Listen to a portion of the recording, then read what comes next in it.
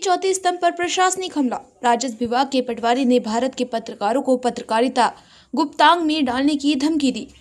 भारत देश में प्रेस को चौथा स्तंभ माना जाता है। देश स्वतंत्रता में प्रेस की अहम भूमिका रही, लेकिन भारत में पत्रकारों की सुरक्षा को लेकर अभी तक कोई वैकल्पिक निदान नहीं हुआ। केंद्र राज्य सरकारें दिन प्रतिदिन घोषणाएं तो करती हैं कि हम प्रेस स्वतंत्रता के लिए, सुरक्षा के लिए कानून बनाएंगे, लेकिन आज तक ऐसा कोई कानून नहीं बनाया गया जिससे पत्रकारों को सुरक्षा मिल सके। सरकारें बनाने में यदि कोई संस्थान है तो वह है प्रेस, लेकिन मध्य प्रदेश में देश को कलंकित करने, शर्मसार करने वाली एक घटना घटती है।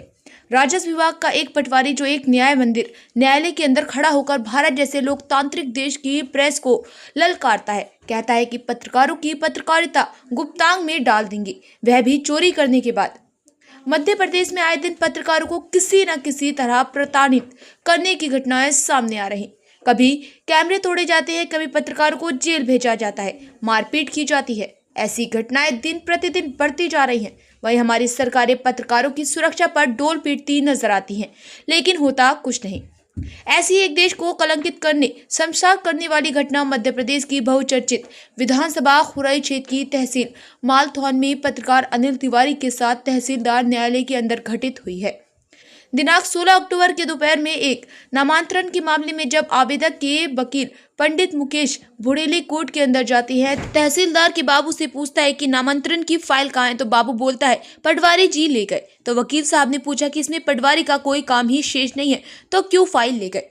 बाबू बोलता है पता नहीं। वकील ने आवेदक को जाकर बतलाया। कुछ देर में पटवारी फाइल लेकर आता है, तो आवेदक वकील दोनों न्यायालय परिसर में जाकर पटवारी से पूछते कि आप फाइल क्यों ले गए थे, तो कहता है कि मेरा विभाग है। तब वकील साहब ने फाइल में देखा तो मूल वसीयत गायब मिलती है। पूछने पर पटवारी भड़क जाता है, गालियां देना शुरू कर देता है। तो आवेदक पत्रकार ने कहा कि हम सारी सच्चाई मीडिया बुलाकर बतलाएंगे।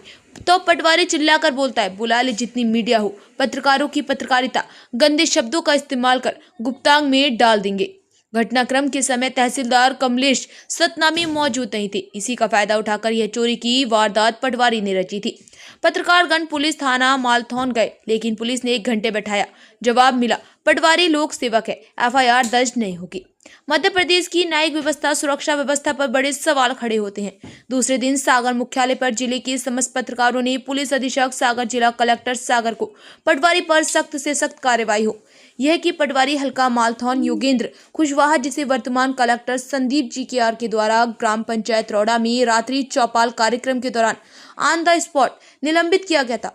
अब देखना होगा कि मंचों पर खड़े होकर ढोल पीटने वाली मोहन सरकार पत्रकारों के साथ क्या न्याय करती है, या ढोल बजाकर पत्रकारों को गुप्तांग से बाहर निकाल ली, या पत्रकारों की औकात पूछने वाले पटवारी को पत्रकारों की औकात क्या है वह दिखलाएंगे। हाँ, तो देखा आपने साथियों, इस प्रकार से मध्य प्रदेश में और मध्य प्रदेश के खासकर सागर जिला के मालथौन थाना के अंदर अनियमितताएं देखने को मिल रही हैं और राजस्व में भी अनियमितताएं देखने को मिल रही हैं। अभी 4 दिन पुरानी एक घटना है जहां एक पटवारी कहते हैं एसडीएम साहब ने जो आदेश किया है वो आदेश सही नहीं है। अब हमारे मालथौन तहसील का पटवारी एक एसडीएम को बताएगा कि एसडीएम साहब किस प्रकार से आदेश करेंगे। ये पटवारियों का आजकल चाल चलन चल रहा है।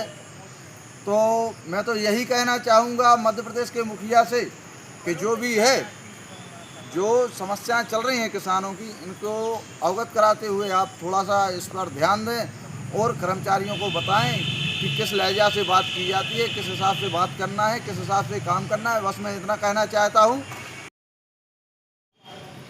नमस्कार साथियों, मैं अरविंद पाल और आप देख रहे हैं न्यूज़ नेशन 81। तो मैं आपको आज बता दें, मैं आया हूं सागर, जहां एसपी कार्यालय में। तो कुछ मालथौन थाने से ऐसी आए दिन घटनाएं निकल रही हैं जहां पर लोग परेशान हैं और जिनकी कोई सुनवाई नहीं होती है, बहला फुसला कर भेज दिया जाता है। 3-4 दिन से रेगुलर आरोप लग रहे हैं मालथौन पुलिस पर कि ये किसी की नहीं सुनते हैं। ऐसा ही एक मामला आया है हमारे वरिष्ठ पत्रकार बंधु के साथ। एक घटना घटित हुई है जिसमें पटवारी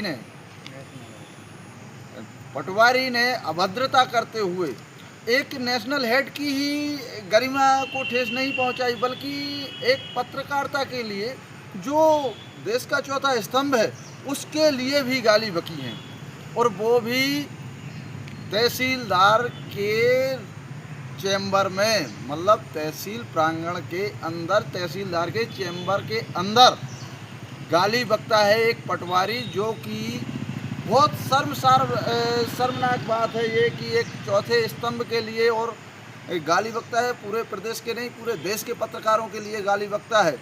इसके बाद हमारे जो नेशनल हेड हैं माननीय अनिल कुमार जी तिवारी, जब थाने पहुंचते हैं तो थाने में इनने एफआईआर की चर्चा की, तो वहां पर इनको जवाब दिया जाता है कि वो एक लोक सेवक है, उसकी कोई प्रकार की एफआईआर नहीं होगी।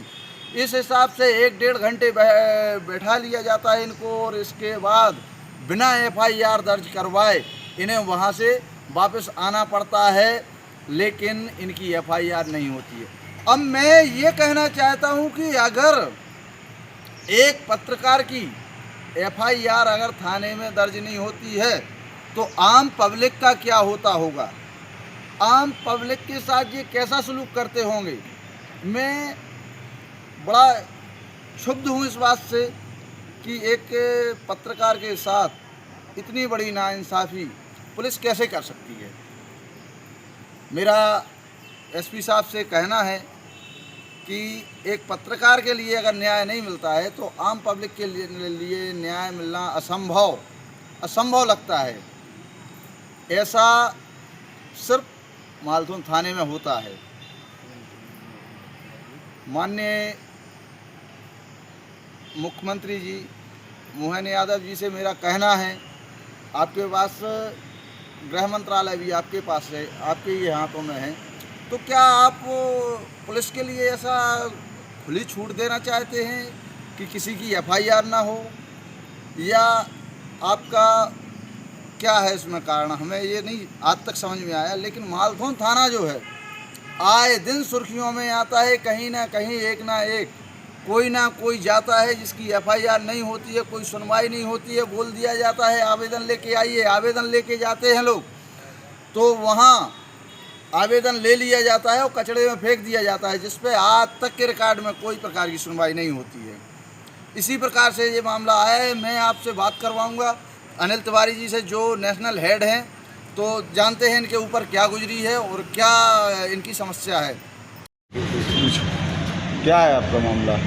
मैं मकरोनी सहकारी समिति में यूरिया खाद देने गया था मंगलवार, तो वहाँ पे मुझे वहाँ कर्मचारियों द्वारा 4 बोरियों का जो मैंने भुगतान किया था, तो 4 बोरियों ना देकर मुझे 2 बोरियों का बिल दिया गया।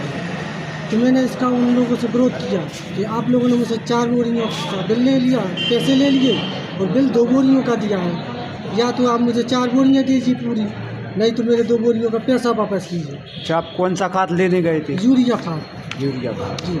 कौन सी सोसाइटी? मकरोनिया सहकारी समिति में भी। कहाँ से हैं आप? सरोजा से। क्या नाम लिखते हैं आप? अनिल पटेल। तो क्या बोला फिर उन्होंने?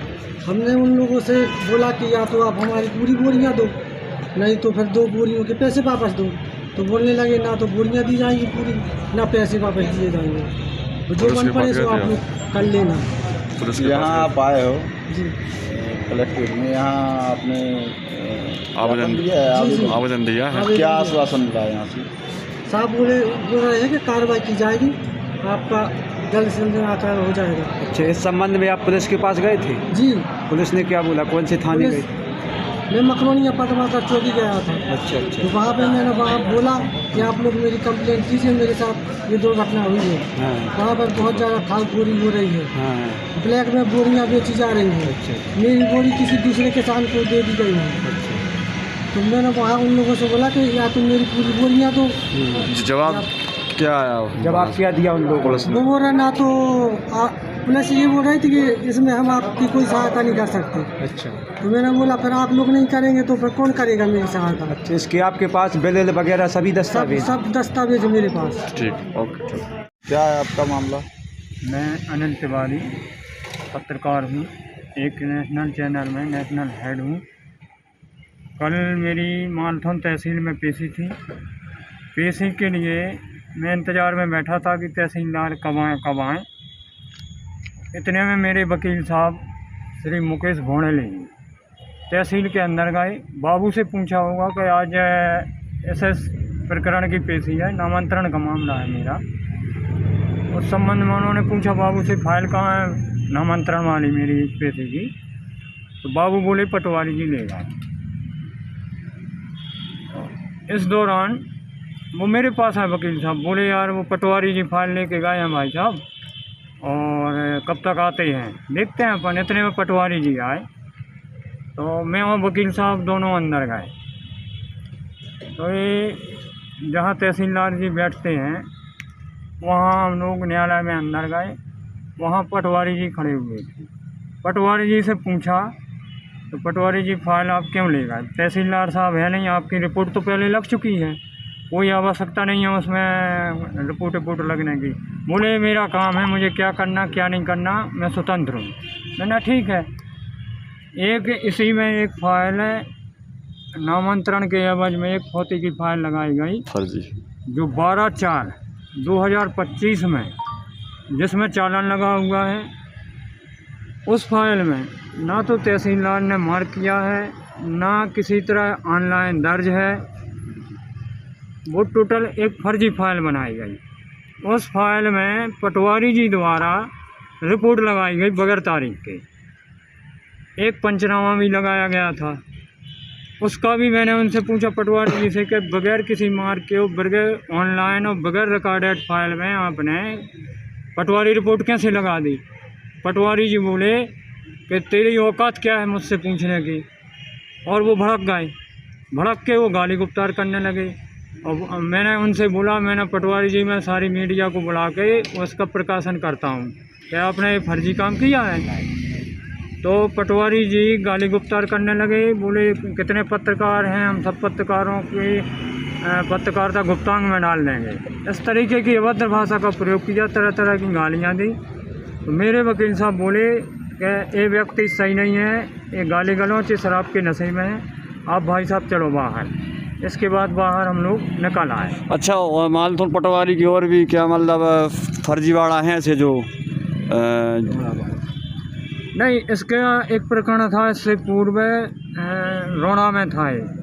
तो रात्रि चौपाल के दौरान जो वर्तमान कलेक्टर हैं संदीप जी आर जी, तो ये रोड़ा गए हुए थे। रोड़ा में इसकी शिकायतें थी, तो उन्होंने ऑन द स्पॉट इसको सस्पेंड किया था।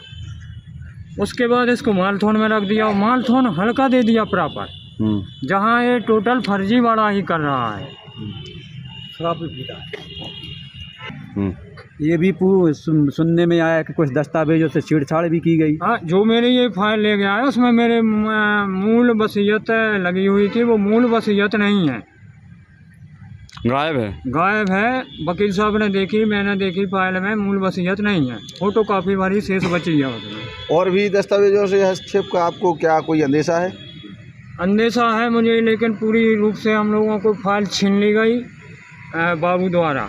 पटवारी वहीं खड़ा था, गाली गुप्तार कर रहा था। हम लोग उलट पलट के वकील साहब ने देखी फाइल, जिसमें मूल जो हमारी वसीयत थी वो गायब है उसमें। अच्छा, आज आप एसपी साहब के यहाँ आवेदन देने आए हैं, आपने मतलब क्या मांग? इसके बाद क्या हुआ कि हम समस्त पत्रकारों के साथ मालथोन थाना गए। थाने में पूछा थाना प्रभारी का कि क्या है थाना प्रभारी जी, तो थाना प्रभारी थे नहीं, तो उनको फ़ोन लगाया। फ़ोन लगाने के बाद वो बोले कि मैं आता हूँ। इसके बाद वो नहीं आए तो इंतज़ार करते रहे। वहाँ जो 2 प्रधान आरक्षक बैठे थे, वहाँ उनसे चर्चा की हम लोगों ने कि हम लोगों को FIR करवाना है, और पूरा घटनाक्रम बतलाया। तो वो बोले वो लोक सेवक है, उसकी FIR नहीं होगी। 1 घंटे बैठने के बाद और वहाँ से हम लोगों को भगा दिया गया कि आप लोग जाइए, FIR नहीं होगी। ठीक है। तहसीलदार से हुई थी आपकी क्या मुलाकात? तहसीलदार ने बुलवाया था फ़ोन करके, तो वहाँ भी मैं गया था। तहसीलदार ने कोई संतुष्टात्मक जवाब नहीं दिया। बोले हम चाहते हैं कि शांति बनी रहे तहसील में, बस उनका ये जवाब था। आप लोग ना तो उन्होंने भंग ना करें, उन्होंने पटवारी को नहीं बुलवाया और ना किसी को बुलवाया। आगे आप क्या चाहते हैं? हम चाहते हैं कि पटवारी को तत्काल निलंबित किया जाए, उसके ऊपर FIR दर्ज की जाए और उसकी जांच हो, ताकि आगे से किसी भी किसान या ऐसे जब लोकतंत्र के चौथे स्तंभ के साथ ऐसा ये पटवारी कर रहा है, ये विभाग कर रहा है, तो किसी आम जनता का क्या होता होगा? आम जनता तो इससे ज़्यादा पीड़ित है। ठीक है, थैंक यू।